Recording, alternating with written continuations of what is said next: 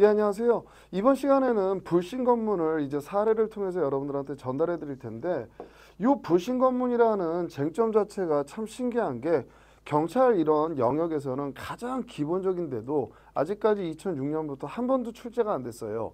그 이유는 이거 물어보게 되면 누구라도 다 쓸 수 있기 때문에 변별력이 없다. 이런 취지인 것 같은데 실제로 법전을 주게 되면 누구라도 다 쓸 수 있습니다. 이제 법조문부터 검토를 할 건데 근데 법조문을 주지 않게 되면 기본적으로 이건 숙지하고 있어야지 그러면서 법조문을 주지 않게 되면 결국에는 이걸 여러분들이 머릿속에 담아놓고 이걸 뿜어내셔야 되는데 그게 또 그렇게 만만치는 않습니다, 여러분들. 그러니까 연습이 되신 분들은 아주 수월하게 쓰실 수 있는 논점이지만 에이 설마 그거 나오겠어? 제껴. 이런 분들한테는 오히려 이런 것들이 불이타가 되게 되고 실제로 답안이 너무너무 빈약해질 수밖에 없기 때문에 이제 시험장 가시기 전에 특 A급 논점 중에 하나 지금까지 출제가 한 번도 안 됐기 때문에 또 시험은 항상 어려운 것만 묶어서 물어보는 게 아니에요. 점수를 주는 문제도 분명히 등장하기 때문에 그런 걸 대비해서 이번에 한번 정리를 깔끔하게 하도록 하겠습니다. 자, 일단 불신 검문은 법 3조에 이제 경찰관 직무집행법 경직법 제3조에 있는데 법조문이 이렇게 돼 있습니다. 그래서 평상시에 불신 검문 준비할 때 뭘 막 두 문자 따서 외우지 마시고 기본적으로 이 3조 요걸 자꾸만 반복해서 읽으시면 모범 답안에 있는 내용도 여기 있는 법조문을 그대로 풀어놨다고 보시면 됩니다. 제3조 1항을 보게 되면 거동불심자라고 보통 얘기하죠. 수상한 행동 같은 거 의심이 있다. 그래서 여기에 합리적으로 판단했을 때 의심을 받게 되는 자 이런 애들을 거동불심자라고 얘기하죠. 이런 애들을 대상으로 해서 정지시켜서 질문할 수 있다. 그래서 1호가 직접 의심을 일으키는 애, 2호는 범죄를 저질렀다는 사실을 알고 있는 것 같은 사람, 그래서 아는 사람 요 정도로 이제 축약을 했고요. 2항에는 어떤 수단이 있냐면 임의동행 요구라는 수단이 있습니다. 3항에는 질문을 하면서 흉기 같은 거 가지고 있을 수 있으니까 그거에 대해서 검사할 수 있다. 흉기조사 같은 거 할 수 있다. 보통 이거를 소지품 검사라고 이제 얘기를 합니다. 4항에는 이거 정지시켜서 질문할 때 자신의 신분 표시하는 증표 제시해주고 왜 물어보고 있는지 어떤 것 때문에 물어보고 있는지 그 목적을 설명해줘라. 요게 절차 정도에 해당되겠죠. 그리고 7항에 보게 되면 이 법조문이 있습니다. 정지하거나 질문을 할 때 그 상대방은 형사소송에 관한 법, 형사소송법이겠죠. 이거에 따르지 아니하는 한 강제당하지 않고 구속당하지 않고 답변을 강요당하지 않는다. 그럼 형사소송 절차로 넘어가게 되는 순간은 긴급체포라든지 이런 순간은 이제 강제 절차로 넘어가기 때문에 불신 검문은 형사소송 절차 이전에 이루어지는 거예요. 그래서 항상 머릿속에 여러분들 불신 검문은 강제수단이 아니라 임의수단이다. 불신 검문은 강제수단이 아니라 임의수단이다. 이걸 여러분들 놓치시면 안 돼요. 그것만 머릿속에 각인하시게 되면 불신 검문 사례는 끝나는 겁니다. 자, 그럼 이 법조문에서 목차를 이제 보시게 될 텐데 제일 먼저 불신 검문에 의의를 써야 되잖아요. 그럼 거동 불심자를 정지시켜서 질문할 수 있는 경찰상의 수단을 말한다. 요게 그대로 의의입니다. 그럼 불신 검문의 상대방 대상자는 누구냐? 요게 1호를 그대로 갖다 쓰는 거예요. 2호를 붙여서 그대로 갖다 쓰는 겁니다. 그럼 대상자인지를 어떻게 판단하는 거냐? 판단 기준이 뭐냐? 주관적 판단이 아니라 주위의 사정이라든지 이런 것들을 합리적으로 판단해서 객관적으로 볼 때 의심을 일으킬 만한 사정이 있어야 된다. 요게 판단 기준이에요. 그럼 불신 검문의 방법, 수단에는 어떤 게 있느냐? 정지, 질문, 임의동행 요구, 소지품 검사 이 네 가지의 방법이 있다. 요거를 방법에다 쓰시면 됩니다. 그리고 이제 단문 같으면 요건 밑에 절차 그냥 목차 하나 만들어 가지고 요 사항을 쓰시면 되는 거예요. 신분을 표시하는 증표 제시하면서 질문이나 동행의 목적과 이유를 설명해 줘라. 요게 하나의 절차라고 쓰시면 됩니다. 근데 여러분들한테 불신 검문을 물어본다면 사례에 작은 논점으로 물어보지 않겠느냐 이런 판단하에 사례 답안을 만들어 드렸기 때문에 사례 쓰실 때는 설문에서 요거는 반드시 하게끔 돼 있습니다. 설문 자체에서 요건 했다라고 그냥 보여줘요. 그러니까 이 절차를 만약에 나는 요 절차도 쓰겠다 하면 요 사항을 하나 목차 만들어서 쓰시고 굳이 나는 사례 해결에서는 절차는 안 쓸래 그렇게 생각하시는 분들은 제가 해드린 답안대로 절차 그냥 생략하고 나머지 이게 적법한가에 대한 실체적인 내용 그것만 이제 쓰시면 되고요. 자, 그래서 일단 법조문을 한번 보셨습니다. 그럼 이제 여러분들한테 보내드린 사례 설문이 제가 이제 창작한 설문인데 최근에 부산에 돌려차기 남자, 부산 돌려차기 사건이 있었죠. 그 죽일 쓰레기 같은 새끼죠. 근데 이런 사건이 한번 터지게 되면 경찰 기관의 입장에서는 또 이런 사건이 반복돼서 일어나면 절대 안 되기 때문에 범죄를 예방하기 위해서 순찰을 강화하게 되겠죠. 그러니까 이제 그거를 가지고 창작을 만든 겁니다. 그래서 설문을 보시게 되면 이제 요 갑이 경찰관 갑이 성범죄가 빈번히 발생하는 이게 그 당시 주위 사정을 얘기해 주는 거예요. 홍대 주변에 오피스텔 밀집 지역을 순찰하고 있었다. 근데 새벽 2시 거의 사람 인적의 통행이 드문 시간이죠. 여자 한 명이 술에 취한 채 걷고 있었다. 근데 10m 굉장히 가까운 거리입니다. 마스크를 쓰고 조심스럽게 주변을 살피면서 여성을 따라가고 있었다.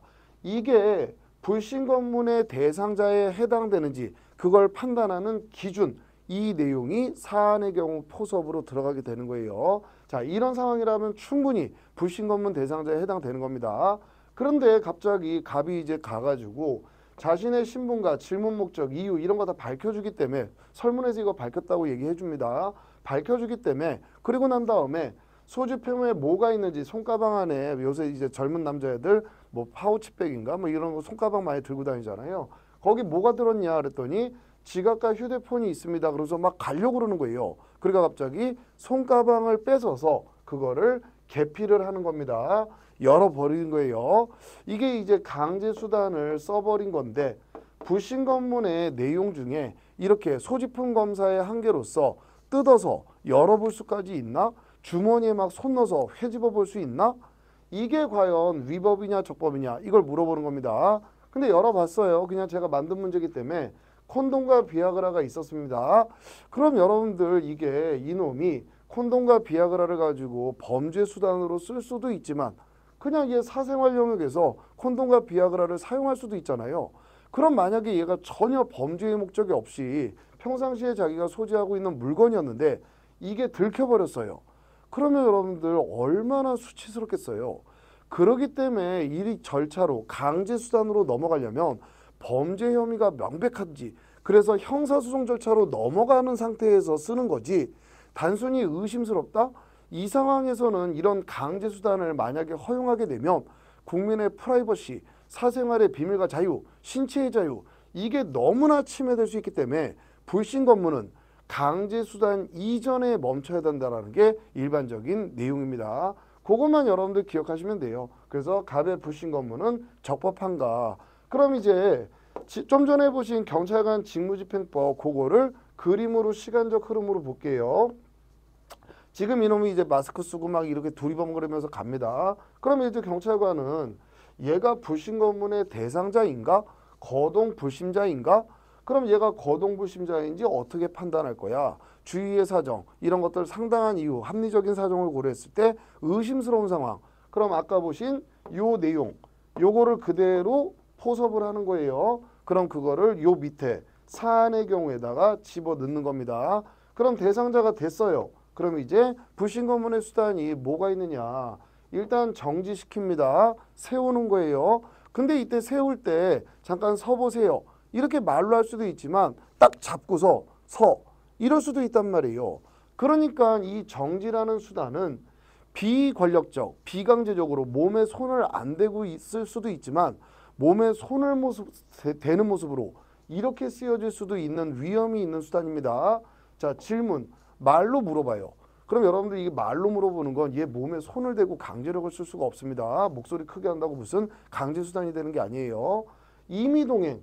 애초에 임의동행이에요. 같이 가실래요? 싫음 말고 여기서 물어보고 이것도 강제력을 쓸 일이 없는 거예요. 그리고 소지품 검사. 그럼 겉에 슬쩍 이렇게 보는 거, 대보는 거 이 정도는 괜찮은데 갑자기 주머니에 푹 손을 넣어서 회집다거나 가방을 뺏어서 열어본다거나 이 검사는 또 강제력을 쓸 수 있는 모습으로 쓰여질 수 있는 작용이 되는 겁니다.